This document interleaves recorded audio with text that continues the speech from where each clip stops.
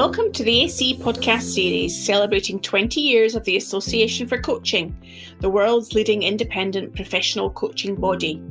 My name is Sue Stockdale and I'm delighted to bring you a few of our past interviews linked to the AC's flagship publication Coaching Perspectives, which I formerly hosted as Deputy Editor of the magazine. In October 2019, I interviewed Coach Loshni Manikam about women's health and wellbeing issues in the dairy industry in New Zealand. So, hi, I'm Sue Stockdale, Deputy Editor of Coaching Perspectives magazine, and today I'm talking to Loshni Manikam, winner of the 2018 Fonterra Dairy Woman of the Year award. She runs Thriving Farming Women and Iceberg Coaching and lives in New Zealand. Welcome, Loshni. Oh, thank you very much, Sue. It's lovely to be here. Now, your background, Loshni, is really interesting in terms of how you ended up in New Zealand, being responsible for milking, I understand, 600 cows and doing coaching. Tell us how it all came about. It's actually quite a short story because even though I was born in South Africa, I did what a lot of young people do after they finished uni and you go off on your OE. And I actually ended up in England backpacking for a while. And I met a lovely boy from New Zealand who happens to be a fourth generation dairy farmer. And he convinced me that New Zealand was this land of milk and honey. And that's, really short story is I married a dairy farmer from New Zealand. And that's how I've ended up now living in a beautiful part of the world at the bottom of the South Island of New Zealand. That sounds amazing. And I'm really interesting to understand the leap from dairy farm to being a coach. But that's not what usually people necessarily do. It's probably like maybe a lot of listeners, a lot of coaches is that I've ended up being interested in coaching because I got to a point in my life where it was a sort of crossroads. I'd been married to a farmer, and unfortunately, I can't take full responsibility for milking 600 cows because that's mostly my husband's passion, and I'm just more the business partner. So, I'd married a farmer, started raising our kids, stopped doing the law stuff, and I'd got to that stage where the kids were getting older and didn't need me as much, and I was looking for something more. And, after a lot of soul searching and trying to figure out what really interested me and what made me come alive, I always came back to the fact that it was people that I loved working with and, stumbled across coaching.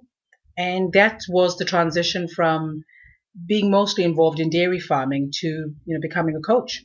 So when you discovered the coaching as a profession, if you like, and something that you could do more of, how did you get into being trained, learning more about how to coach, and even thinking about who your market would be when you're in the south of New Zealand? Yeah, so like I said, it was a pain point for me. It was a crossroads because when I was that farmer's wife that had given up a big part of her identity and married someone and taken on that whole industry and business, 10 years later, it was a question of rediscovering who I was, what was my identity, what did I enjoy doing, because I'd put all of that aside for quite a while because I chose to be the stay-at-home mum and the support of our farming business. And when I looked around me, I noticed there were a lot of other women that were very similar. So in a way, the market was already there. It was something that was very close to home. And I knew I wanted to work with farming women to help them to rediscover themselves and figure out what they wanted besides family and farming. And that's actually what led to coaching. And, it was good old Dr. Google, and I'd been searching and came across this term coaching, back in 2011 in New Zealand, especially like you say on from a farming background. It wasn't a very common concept. And so the market was something that drove me to find coaching. I already knew it was a pain point I wanted to try and help resolve. And then it was Googling coaching, doing a lot of research around the organizations that were out there training coaches. And it took me 18 months to build up my self-confidence to actually go out and sign up to a coaching course because it cost a lot of money for someone who was used to not spending money on herself. And I spent a long time justifying that decision of, would I ever even get one client ever? Because, at that stage, there was a bit of that stigma attached around life coaching that people probably thought of it as something like, you'd all get together and light candles and sit in a circle and hold hands and sing Kumbaya, my Lord. There's a lot of misconception. So you're very nerve wracking, but I did find an organization called the Neuro Leadership Group that I loved the look of their training, signed up for it, had to go to the big smoke, the city, for for a week to do the training. And then we did, sort of distance learning, and then came back together again, did the training and got certified.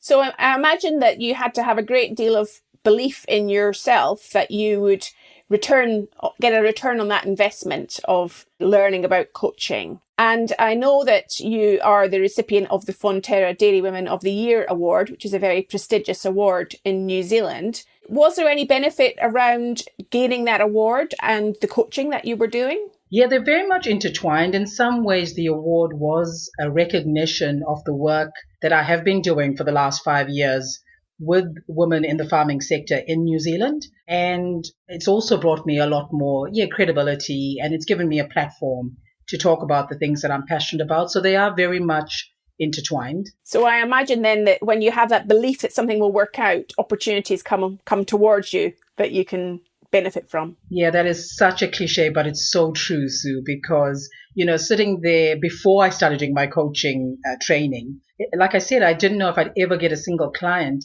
And it is amazing once you take those first steps and do something, that doors open, and suddenly it seems like there's a flood of people that are actually interested in finding a coach. And I haven't had a problem ever filling my books. That's brilliant. And we're talking in this particular podcast around the theme of health and well-being, something that I would understand to be quite an issue for people in the dairy industry today.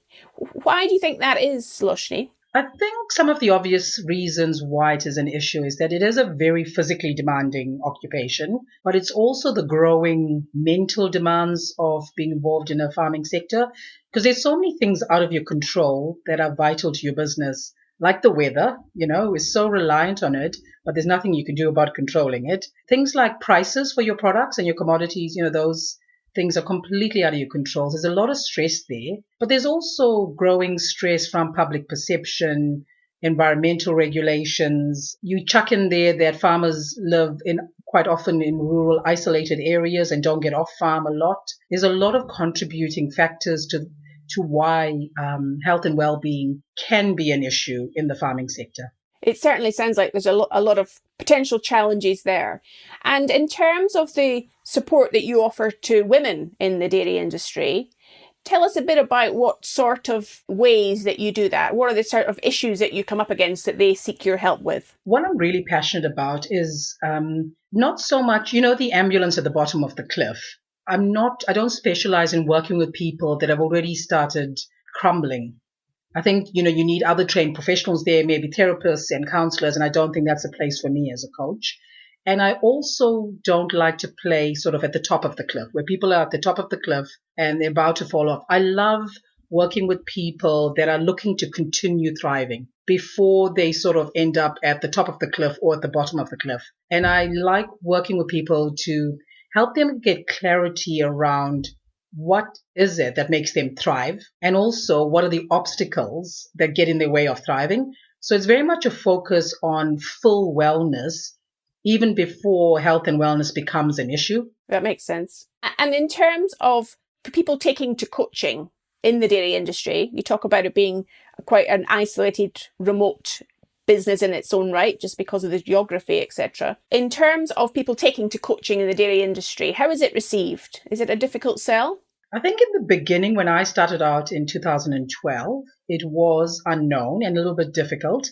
And I think what didn't help was me positioning myself as a life coach, because I think that made it more intimidating, and I think people perceive that they'd have to be really vulnerable. What has helped for people in the sector to start taking to coaching is what I've seen a lot of organizations and individuals do, which is attach coaching as an integral part of leadership. So, coaching has been attached to a lot of leadership programs in the dairy industry and positioned as, an incredibly useful tool for all leaders. And I think that's really helped the uptake, because it's not being positioned as what we would traditionally consider a soft skill. it's almost being positioned as one of the hard skills that you have to have.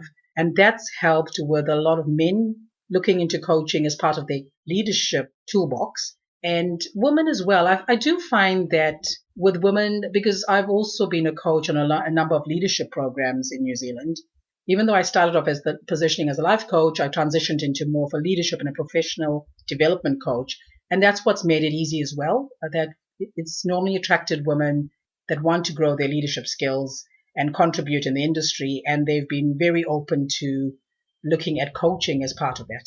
So when you say that it's viewed as a part of leadership and the toolbox that people would have access to be more effective leaders, how do you measure the success of the coaching interventions that you have? It is a good question, and it's a difficult thing to measure. I'd say on a personal level, as a one-to-one coach, even though it's leadership coaching, I think most coaches will find that you always end up coming back to personal development, even if you start with professional development, because people are people.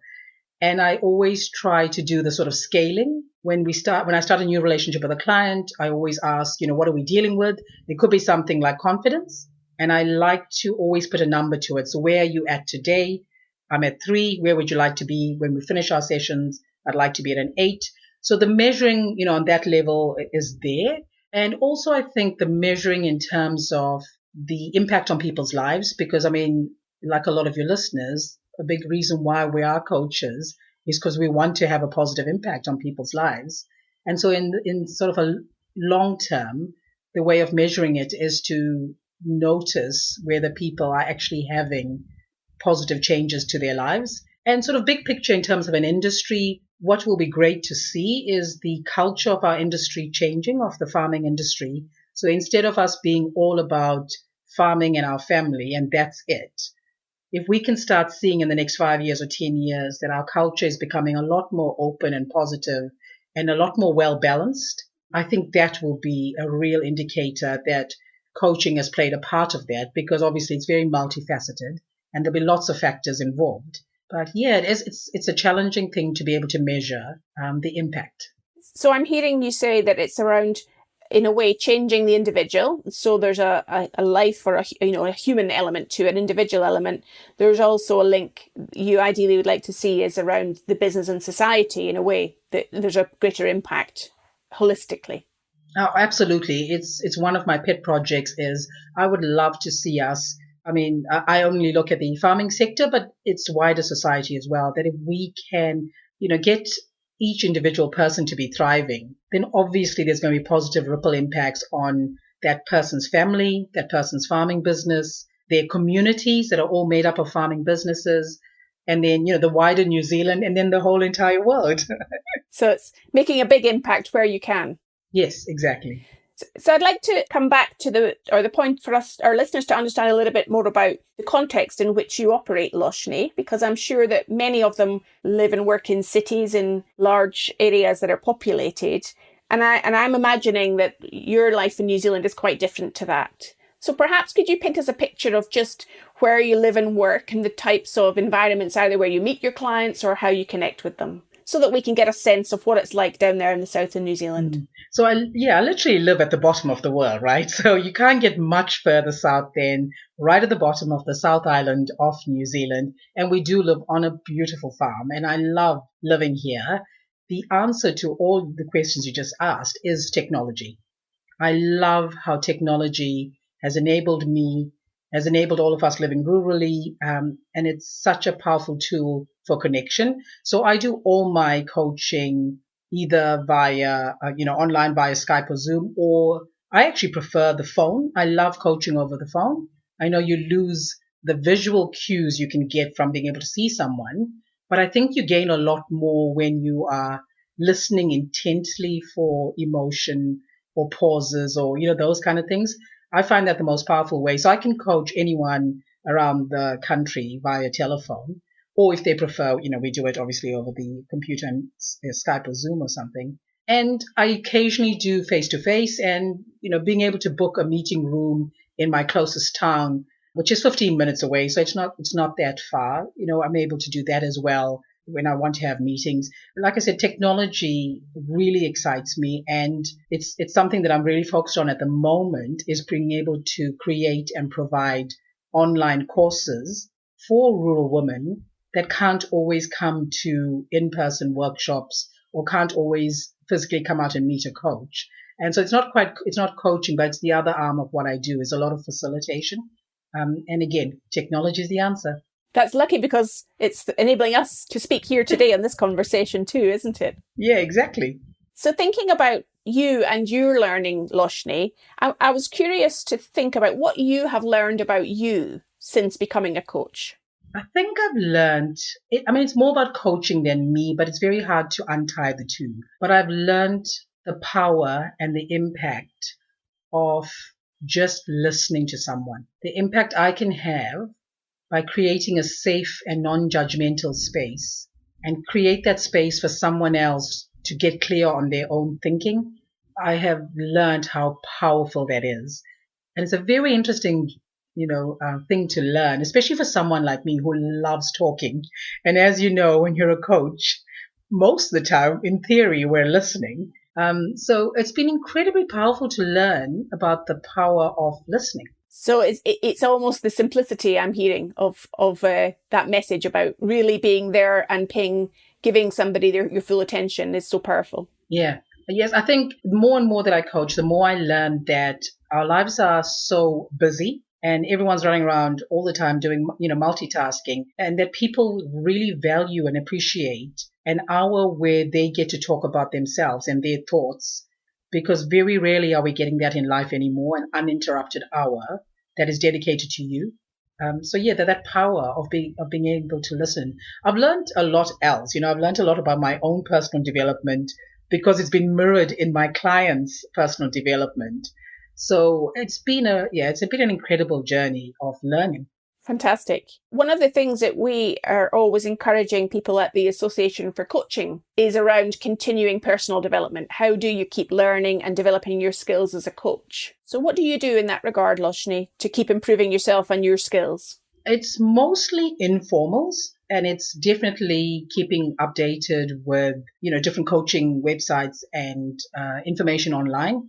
I think, though, the most powerful thing on my sort of coaching learning journey, I learn every time I coach a client. I learn more about what went well and what didn't go well, and paying attention to that, making sure that I actually create that discipline and practice around, sort of reflecting and analyzing afterwards, has been really key for me to learn what does work and what doesn't work, and it has helped me improve as a coach. And the other part is that making sure that I employ a coach myself. Over the years, I've had different coaches because it's easy to forget what it's like to be a client, and it's easy to forget what it's like to be exploring your thinking in that space. And I love doing that because I learn so much about learning to keep quiet while the client's doing their own thinking.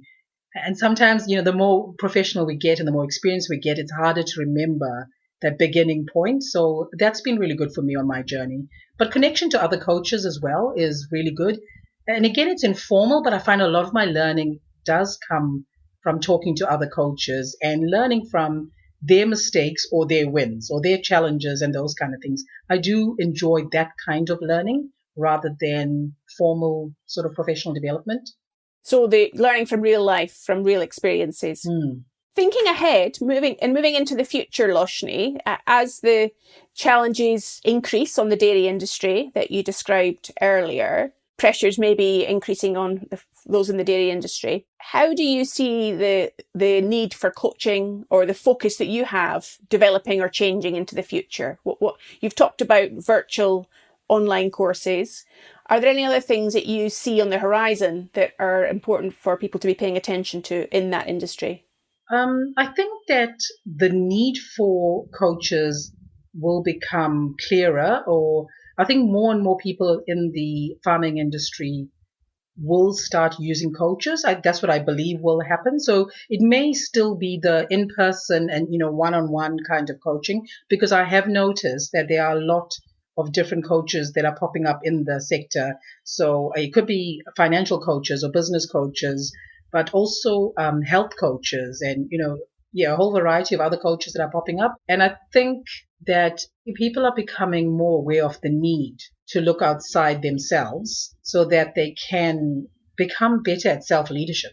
Sounds important. And taking the time, I imagine. There's often people identify a need, but they don't always make the time. And maybe with the gradual popularity of things like coaching, they will give themselves permission to take that time. It'll become, hopefully, more normalized. It's an optimistic view of the future, Loshni, and I'm hoping that we were all going to develop and learn from that. With your experience of thinking about people maintaining health and well-being with your clients, do you have any top tips or points that you think our listeners should pay attention to for their own health and well-being as coaches? I don't really like giving advice because I don't ever feel like I know, more than other people. But I think that one of the mottos that I live by that really helps me get clarity and stay optimistic and, positive is I try to always anchor myself with the thought that, we only get one shot at this life. This is not a rehearsal. We don't get to come back and do over. And I think to myself, almost on a daily basis, why not give this my best shot? So I think it's about creating an awareness and a focus and a clarity about what do you actually want out of life? What's your definition of a successful life? And it's kind of like that, what would you like in your eulogy? Like looking ahead to the end of your life so you can look back. It really helps me stay focused on, well, I'm here and I want to contribute and I want to serve, but that I also want to do it in a way that is fun and healthy and sustainable and flexible. And so if I know what the end goal is, it helps me in my day-to-day or week-to-week activities and interactions because it keeps me focused on what I see as the prize. So even with clients, I always try to help them get clarity around what is the quality of life that you are giving yourself permission to achieve. And that question and that answer, I think, helps lead on to a whole lot of other things. Wow, that's a powerful thought to leave us with considering, Loshni. Thank you so much for your time today. It's been great talking to you. Oh, thank you very much, Sue. It's been a pleasure. Thanks for listening to another podcast by the Association for Coaching. I've been Sue Stockdale, your host. And for 20 years, the AC's purpose has been to inspire and champion coaching excellence, advance the coaching profession and make a sustainable difference to individuals, organisations and society. To find out more about the AC and our member benefits, follow us on LinkedIn or explore our webpage at associationforcoaching.com. On there, you can keep up to date with our latest podcast episodes, enjoy the wealth of digital learning offerings, and gain insights from our Coaching Perspectives magazine.